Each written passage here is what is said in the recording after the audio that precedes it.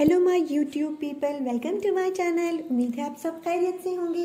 आज मैं आपको किंग्स द लैंड ड्रामे के एपिसोड 4 की कहानी सुनाने लगी हूँ। कहानी की शुरुआत करने से पहले मैं आपसे रिक्वेस्ट करूंगी कि काइंडली आप मेरे चैनल को सब्सक्राइब कर दें और बेल का आइकन प्रेस कर दें and don't forget to like the video. Let's start episode 4। ड्रामे की शुरुआत में हमें दिखाया जाता है कि गोवन जब देखता है चंद सारंग को उसके एक्स बॉयफ्रेंड के साथ हक करते हुए तो उसका दिल टूट जाता है। वो वहां से चला जाता है खामोशी के साथ। और चंद सारंग जो है गोवन के जाने के बाद अपने बॉयफ्रेंड को पीछे करके कहती है कि क्या बात है। तो वो उससे कहता है कि देखो मैं तुमसे सॉरी करता हूँ, जो कुछ भी हुआ है हम अपने रिलेशन को एक और मौका देते हैं। तो वो उससे कहती है कि तुम्हें पता भी है तुम किस बात के लिए सॉरी कर रहे हो। तो वो कहते हैं कि हाँ, जो कुछ भी मैंने किया है। तो वो उससे कहते चलो चलो ऐसा करते हैं, जहाँ तुमने जाना था ना, तुमने फलां जगह जाना था ना, वहाँ चलते हैं। कि वो गलत जगहों का नाम ले रहा है, उसको बुरा लगता है, वो चलना शुरू कर देती है आगे। तो वो उसे कहता है कि तुम कहाँ जा रही हो। तो वो उसे कहती है तुम मेरे साथ साथ चलो, मैंने तुमसे कुछ जरूरी बात करनी है। तो वो उसे कहते हैं ये जरूरी बात हम यहाँ नहीं कर सकते। तो वो उसे कहती क्यों। कहते दरअसल क्लब में मेरे दोस्त मेरा वेट कर रहे हैं और मुझे वहाँ पे कोई जरूरी काम है। फिर उसे गुस्सा लगता है। तो फिर उसका बॉयफ्रेंड इसको कहता है कि देखो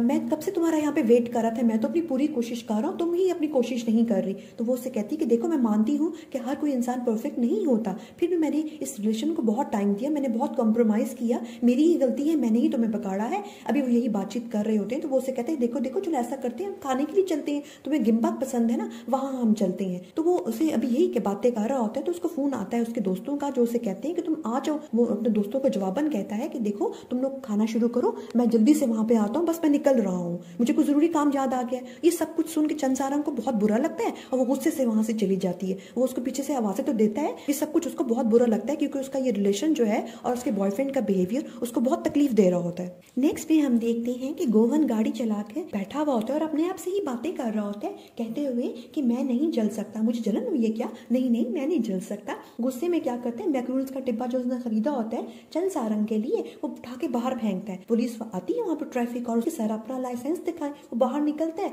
और डिब्बा कहता है आप उठाए। वो डिब्बा उठाता है और गाड़ी में गुस्से से फेंक देता है। वो उसे कहता है पुलिस वाला कि क्या प्यार का मसला है। वो पहले इनकार करता है, फिर से कहता है हाँ। कहता है देखो मैं आपको मशवरा दूंगा कि आप जैसे अमीर लोगों को ये मुस्कुराने वाली लड़कियां ना बहुत जल्दी अपने पीछे लगा लेती हैं। जो लड़कियां मुस्कुराती है ना उनके पीछे लड़के बहुत जल्दी लट्टू हो जाते हैं। तो मैं आपको मशवरा दूंगा कि ऐसी लड़कियों से दूर रहना चाहिए। तो वो उससे कहते हैं कि नहीं नहीं उस तरह की लड़की नहीं है। तो पुलिस वाला कहता है कि मुझे लगता है आप तो मुकम्मल तौर पर उस पर फ्लैटर हो चुके हैं। फिर हम देखते हैं कि दोनों बैठे हुए फुटपाथ पर और दोनों बातें कर रहे हैं। जो पुलिस वाला होता है वो अपनी लव स्टोरी बता रहा होता है, मैं भी किसी लड़की को पसंद करता था मगर मैं उसे एक्सप्रेस नहीं कर पाया और वो किसी और लड़के के साथ शादी करके चली गई और वो बहुत दुख में होता है। तो वो उसे मैक्रून ऑफर करता है और दोनों जो है उसे गुड बाय करके अपने अपने रास्ते चले जाते हैं। वो उसको फाइन नहीं करता। दूसरी तरफ हम देखते हैं कि चंद सारंग जो है बस में बैठी हुई है और बहुत ही इमोशनल है क्योंकि उसको बहुत दुख लग रहा है। वो अपनी दादी को कॉल करके कहती है कि मैं आपको बहुत मिस कर रही हूँ और आपके हाथ का खाना भी बहुत मिस कर रही हूँ, कल मुझे छुट्टी है, मैं आपकी तरफ आऊंगी। नेक्स्ट में हम देखते हैं कि चंद सारंग जो है अपनी दादी के रेस्टोरेंट में उनकी हेल्प करती है और उसके बाद वहां बैठ के खाना खा रही होती है। दादी उसको कहती है कि बेटे तुम अब शादी कर लो, बहुत टाइम हो गया है। कहती है कि दादी इसके अलावा कोई और बात नहीं हो सकती, शादी के अलावा कोई और हम बात करते हैं ना। तो वो दादी इसको कहती है अच्छा तुम ऐसा करना कि तुम अपने साथ ही खाना भी ले जाना, खुद भी खा लेना और अपने बॉयफ्रेंड उसका क्या नाम था उसको भी दे देना। चंद सारंग दादी को कहती है कि दादी मैंने उसे ब्रेकअप कर लिया कल ही। उसकी दादी कहती है कि तो अच्छा किया तुमने, वो गधे का ही नुकसान होगा। तो वो आगे से हंस के कहती है कि दादी आपको तो पता भी नहीं है कि मैंने ब्रेकअप क्यों किया। दादी उसको कहती है कि देखो मैं तुम्हें अच्छी तरह से जानती हूँ, मुझे पता है गलती उसी की होगी, नुकसान उसी का ही है। चलो बेटे तुम परेशान ना हो ना, अगर तुम्हें कभी भी परेशानी हो दुख हो तुम रो लेना, मुझसे बात कर लेना, मुझसे छुपाना मत। और उसे प्यार करती है बहुत ज्यादा। फिर वो कहती है कि दादी मैं आपसे बात करके बहुत ही खुश हो गई हूँ, मेरा दिल हल्का हो गया है। गोवन के फादर दिखाए जाते हैं जो कि अपने दोस्तों के साथ बैठे हुए लंच कर रहे होते हैं। उनमें से उनका एक दोस्त जिसका रॉयल होटल होता है उसका लाउंज नंबर 1 पे आता है, जिसपे वो बहुत ही खुश हो रहा होता है। उसके फादर को दिल ही दिल में सब कुछ अच्छा नहीं लगता। उसके बाद हम देखते हैं कि उसके फादर बैठे होते हैं गोवन और हाना के साथ और उनको इंस्ट्रक्शंस देते हैं कि मैं चाहता हूँ कि हमारा होटल नंबर 1 पे आए, बल्कि हमारी एयरलाइन भी नंबर 1 पे आए, नहीं तो ये होटल 2 हिस्सों में डिवाइड हो जाएगा या किसी एक के पास से चला जाएगा, तुम लोग मेहनत करो। ये कह के उसके फादर वहां से चले जाते हैं।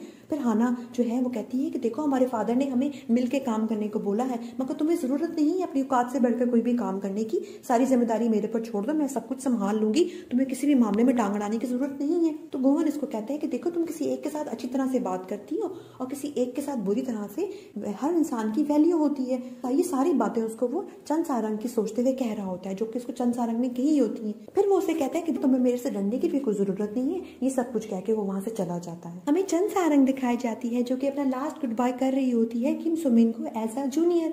किम सुमिन इसको जाते जाते भी ना काफी इंसल्ट करती है, कहती है कि तुम तो वीआईपी लाउंज में जाने के बिल्कुल भी काबिल नहीं हो। चेयरमैन ने बहुत ही गलत डिसीजन लिया है, मुझे लगता है तुम वहां पे ज्यादा टिक नहीं पाओगी। उसके बाद हम देखते हैं कि वीआईपी लाउंज की जो हेड है वो उसको रिसीव करती है वहां से आकर और उसको बहुत ही वार्मली वेलकम करती है। वीआईपी लाउंज की हेड को किम सुमिन जो है वो कहती है कि मैम इसको सिर्फ 2 साल हुए हैं यहाँ पे आए हुए। वो कहती है कि मुझे पता है। वीआईपी लाउंज की जो हेड होती है चंद सारंग को वीआईपी लाउंज में लेके आती है और उसे इंस्ट्रक्शंस देती है कि देखो मुझे पता है कि तुम्हें हमारे चेयरमैन ने सिलेक्ट किया है, तो उन्होंने सोच समझ के ही डिसीजन लिया होगा। उनका डिसीजन कभी भी गलत नहीं होता।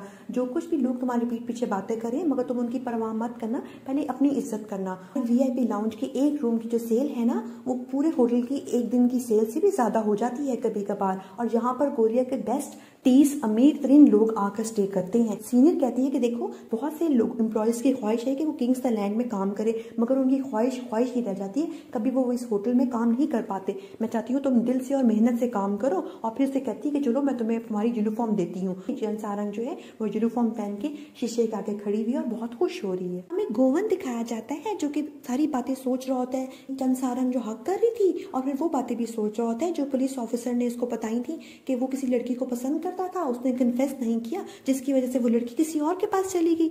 सोचते हुए ना उसका मैनेजर उसको कहता है कि आपने सोचा है? वो कहता हाँ मैं सारी रात ही सोचता रहा हूँ। फिर उसे पूछते हैं आपने सोचा कि किंग्स होटल को हमने कैसे ऊपर लेके जाना है? तो कहता है क्या तुम ये मुझसे बात कर रहे थे? वो कहता है हाँ, और इसके अलावा मैं क्या कह सकता हूँ आपको पता है वो जो रॉयल होटल वाले हैं उन्होंने जंक्शन खरीद के ना सोने के भाव बेची, तभी तो उनका होटल नंबर 1 पे आया है। आपको चाहिए सोचना चाहिए कि हम इस होटल को किस तरह से नंबर 1 पे लेके आए। वो उसको यही बातें कर रहा होता है तो वहां कमरे में एंटर होती है चंद सारंग। वो उसको देख के उसकी तरफ देखता ही रह जाता है और फिर एकदम से अपने आप को ठीक करके कुर्सी पे जाके बैठता है। और फिर उसको वीआईपी लाउंज की हेड बताती है कि सर ये हमारी न्यू एम्प्लॉय आई है और मैं इसको आपसे मिलाने लेके आई हूँ।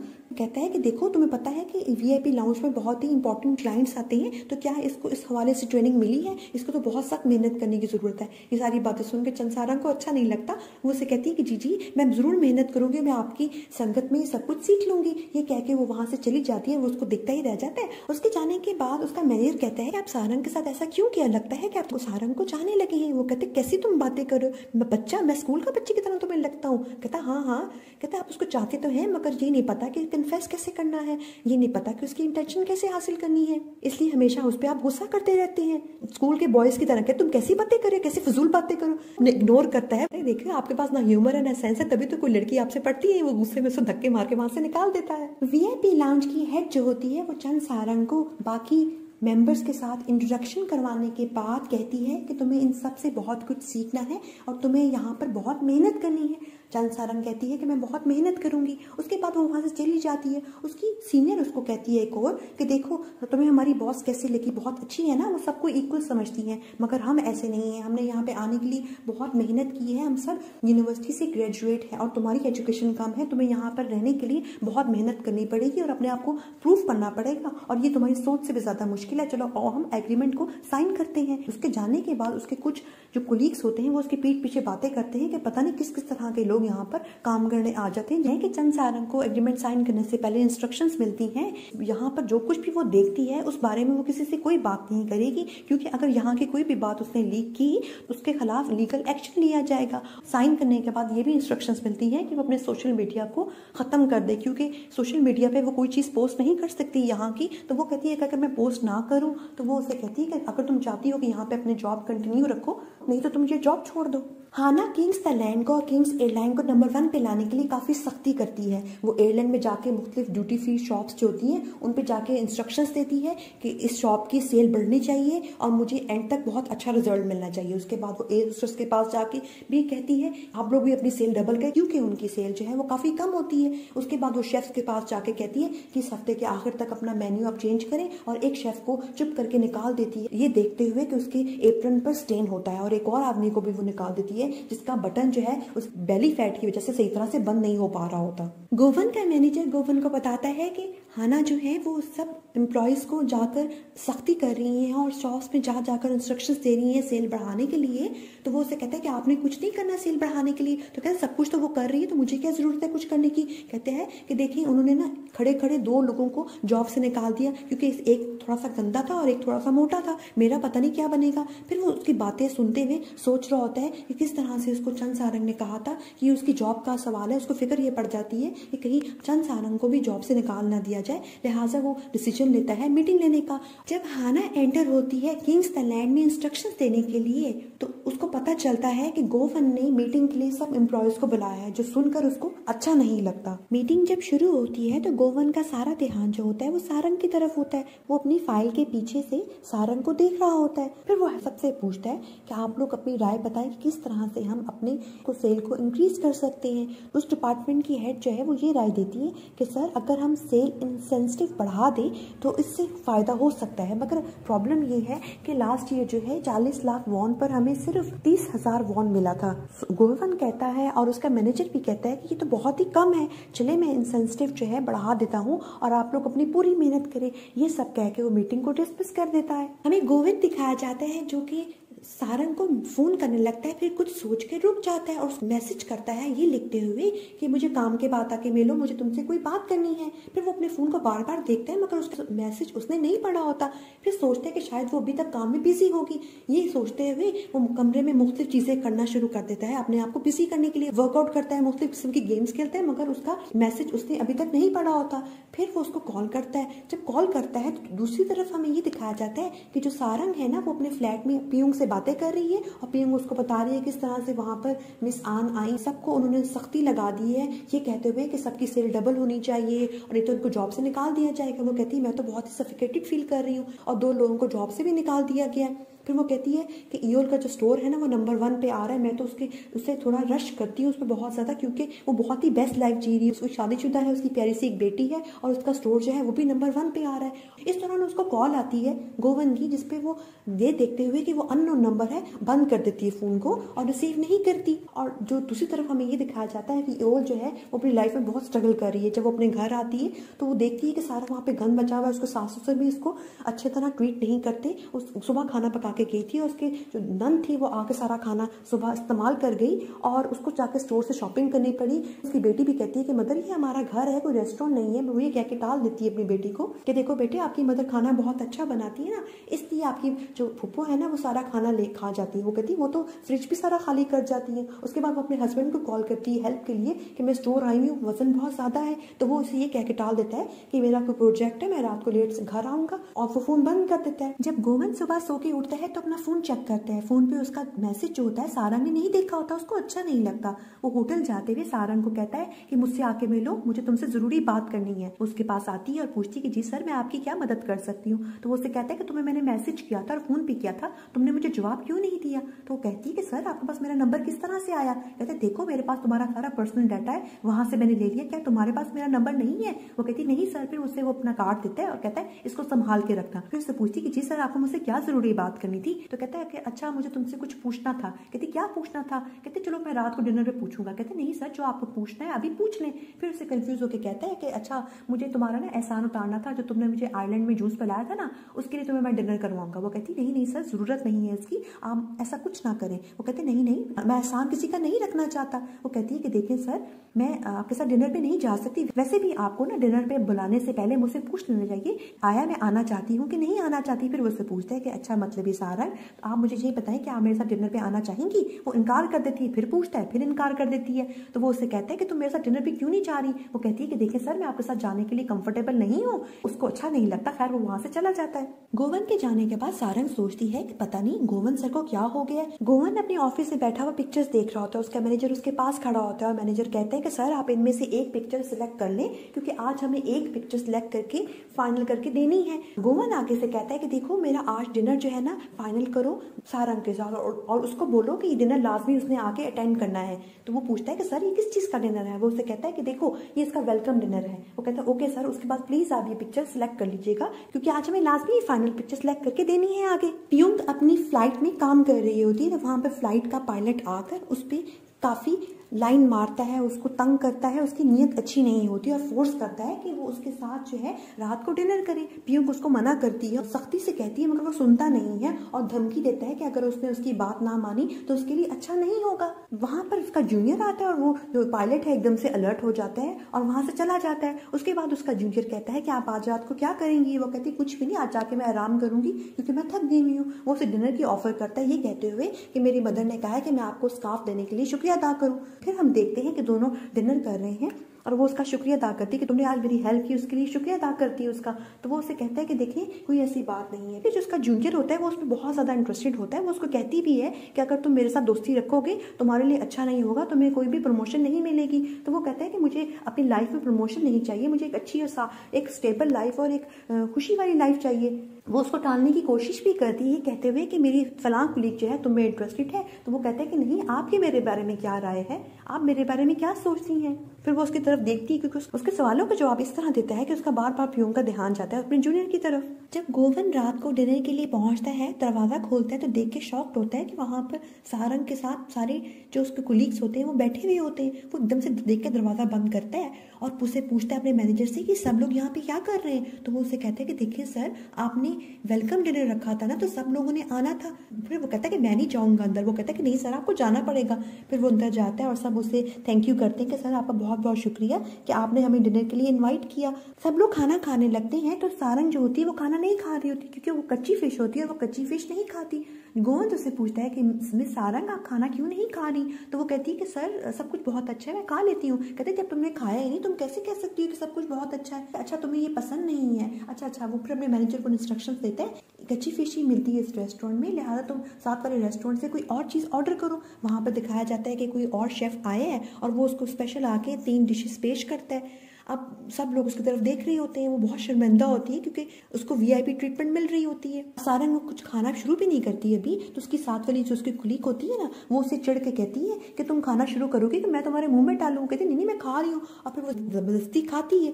डिनर फिनिश होने के बाद सारंग जो है वो गोविंद से बात करती है ये कहते हुए कि आपको क्या ज़रूरत है इतना स्पेशल फील करवाने की मुझे, आप इतना स्पेशल ट्रीट करते हैं कि मुझे शर्मिंदगी होती है, आपने तो मुझे शर्मिंदा ही कर दिया, क्या आप मेरा मजाक उड़ा रहे थे? कहते तुम कैसी बातें कर रही, तुम तो खा नहीं रही थी ना खाना, इसलिए मैंने तुम्हारे लिए मंगवा लिया। तो वो कहती है आगे से कि सर आप प्लीज़ आइंदा इस तरह का कोई भी अमल ना करें मेरे साथ और आप प्लीज़ मुझसे दूर रहें, बेहतर ये है कि आप मुझसे दूर रहें। फिर उसके जाने के बाद सोचता है गोविंद कि ऐसा भी मैंने क्या कर दिया कि ये मुझे इस तरह कह रही है। जब वो घर पहुंचती है तो उसको कॉल आती है उसके एक्स बॉयफ्रेंड की, जिसको वो इग्नोर कर देती है, और जब वो एंटर होती है तो उसकी फ्रेंड्स उसको वेलकम करती हैं हैप्पी बर्थडे कहते हुए। अपनी फ्रेंड्स का वो बहुत शुक्रिया अदा करती है उसका बर्थडे सेलिब्रेट करने के लिए। उसके बाद वो लोग बैठी हुई होती हैं, फिर उसकी फ्रेंड्स उसको गिफ्ट पे करती हैं। गिफ्ट देने के बाद आपस में बातचीत करते हुए उसकी फ्रेंड्स को पता चलता है कि सारंग का जो है ना वो ब्रेकअप हो गया है। उसकी फ्रेंड्स कहती हैं कि तुमने हमें बताया क्यों नहीं? तो वो कहती है कि बस कुछ दिनों पहले ही हुआ है इसलिए मैंने ब्रेकअप कर लिया। उसका मूड थोड़ा अच्छा नहीं होता, उसके मूड को अच्छा करने के लिए उसकी फ्रेंड्स वहाँ पर गाने पे डांस करना शुरू कर देती है हैप्पी बर्थडे के, और उसको भी कहती है कि वो डांस करे, फिर वो भी डांस करना शुरू कर देती है और सारी बहुत खुश होती हैं। नेक्स्ट डे गोवन अपने ऑफिस में एंटर होने से पहले अपने मैनेजर से पूछता है थोड़ा अफसुर्दा होकर, क्या तुम्हें भी ऐसा लगता है कि मैं पैदाइशी रईस आदमी हूँ और मुझे किसी चीज़ की कोई परवाह नहीं? उसका मैनेजर कहता है कि आपको ये कड़वा सच किसने बताया, फाइनली कौन इतना बहादुर है? फिर उसे कहता है उसका मैनेजर कि सर ठीक है जैसा भी है, आपने जानबूझ के तो ये सब कुछ सिलेक्ट किया। फिर ये कहते हुए चला जाता है उसका मैनेजर कि मुझे किंग्स लैंड जाना है क्योंकि मुझे ये वाउचर्स देने हैं सारंग को, उसकी आज बर्थडे है। और जब गोवन अपने रूम में एंटर होता है तो वहाँ पर हाना होती है और हाना के हाथ में उसकी वही पॉकेट वॉच होती है जो कि उसकी मदर ने उसको दी होती है। वो उसके पास आता है और उससे अपनी वॉच छीन लेता है। फिर उससे कहती है कि तुम्हारा मुंह को फूला हुआ है। गोवन हाना को कहता है कि तुम्हें कब से मेरी फिक्र होने लगी? हाना को गुस्सा ये होता है कि उसने उसकी पीठ पीछे किंग्स लैंड जो था वहाँ पर मीटिंग कर ली। तो वो उसे कहता है कि मैं वहाँ का इंचार्ज हूँ, लिहाजा मुझे मीटिंग करनी थी। तो वो उसे कहती है कि तुम भूल गए हो शायद कि मैं हेड हूँ, मैं ही सब कुछ करूंगी। वो उसे कहती है कि मेरी परमिशन के बगैर यहाँ पे कुछ नहीं होता। उसे कहती है कि देखो तुम्हें मैंने मना किया था ना, और तुम्हें जितना पैसा चाहिए तुम्हें मैं दे सकती हूँ, तुम यहाँ से चले जाओ, नहीं तो तुम्हारा हशर भी ना तुम्हारी माँ की तरह ही होगा। और उसकी काफी इंसल्ट करती है और जाते हुए कहती है कि इस घड़ी से ना खेलना बंद करो, तुम अब बच्चे नहीं रहे। जब हाना वहाँ से चली जाती है तो गोविंद सोचता है अपने पास्ट के वो सीन जहाँ पर उसकी बहन हाना उसकी घड़ी पकड़ के बैठी हुई थी और वो कहता है उसको कि मेरी घड़ी मुझे वापस कर दो। तो वो उसे कहती है कि देखो, जिस औरत ने तुम्हें ये घड़ी दी थी ना, वो तो तुम्हें छोड़ के चली गई, तुम इस घड़ी का क्या करोगे। और बड़े रूड तरीके से उसकी पॉकेट वॉच जो थी ऊपर से नीचे फेंक देती है और ये सोचकर उसको बहुत ही गुस्सा चढ़ता है। सारंग का सीनियर जो है इसको इंस्ट्रक्शंस देता है कि देखो, हम अंदर जाने वाले हैं और वहां जाकर तुमने कुछ नहीं करना, तुम चुप रहना, सब कुछ मैं ही करूंगा। अंदर जाने पर वहां पे चेयरमैन बैठा होता है, उसके 2 गेस्ट बैठे हुए होते हैं, उनमें से एक रॉयल होटल का मालिक भी होता है। जब वो सारंग को देखता है तो वो उससे कहता है कि देखो, तुम तो वही नहीं हो बेस्ट टैलेंट, तुम्हारी स्माइल तो अब भी वैसी प्यारी है, तुम बताओ हमें क्या पीना चाहिए। वो जो उनको सजेस्ट करती है, जिस पर उसकी तारीफ करते हैं, बहुत खुश होते हैं और उसे ऑफर करता है रॉयल होटल का मालिक कि तुम मेरे होटल में आके जॉब कर लो। तो वो कहती नहीं सर, शुक्रिया आपका, मैं यहीं पे खुश हूँ।